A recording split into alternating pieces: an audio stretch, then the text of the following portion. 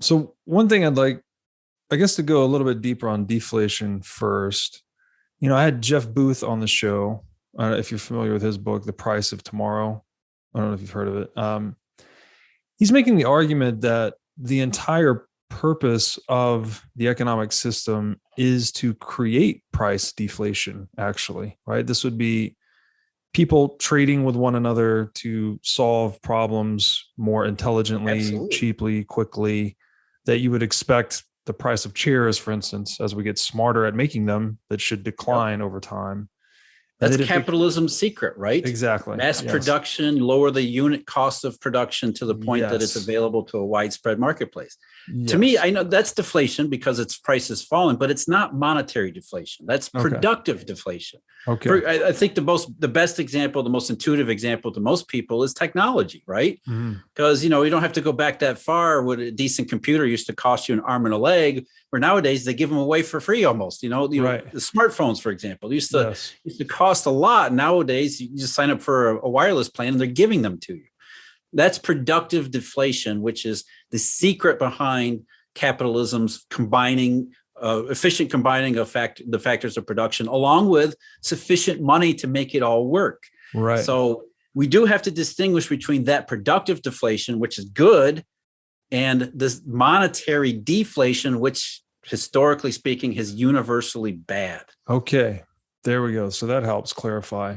The monetary deflation component, what is causing that? So this would be a shrinkage of the money supply, I take it, right? So reduction of cash and credit flowing through the market. So that was a problem, I guess, at least ostensibly, perhaps actually, prior to the implementation of the central bank. So maybe you could describe how that was occurring then. It's always a problem. It's always been a problem. It's really how do we deal with it? And you're right. It's not so much that there's a shortage necessarily of supply as much as usually redistribution. Okay. When we're talking about economics, it's usually about flow, how things move around, because nothing stands still. Right. And then, as I mentioned before, the early primitive economy in the United States had massive seasonal flows because of its agrarian nature, where money would flow out of the interior to buy products after products were after the harvest crops. Exactly. And then it would flow back in once those harvests were sold to the coast, essentially.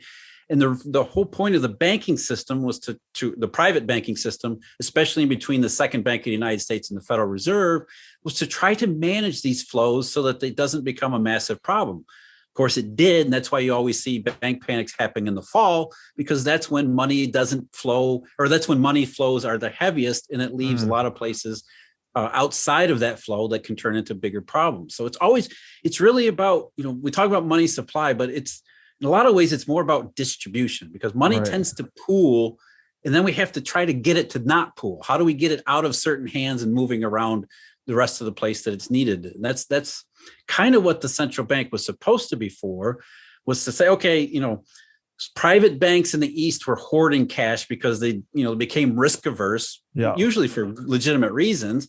But then that causes all sorts of deflationary problems elsewhere. So if the Eastern banks weren't going to repatriate money back into the interior, let's have a system in place that can supply some form of currency in lieu of this private redistribution. And that was the Walter Bagehot theory of central banking, which is essentially make sure there are no dry spots in the economy through central bank public activities.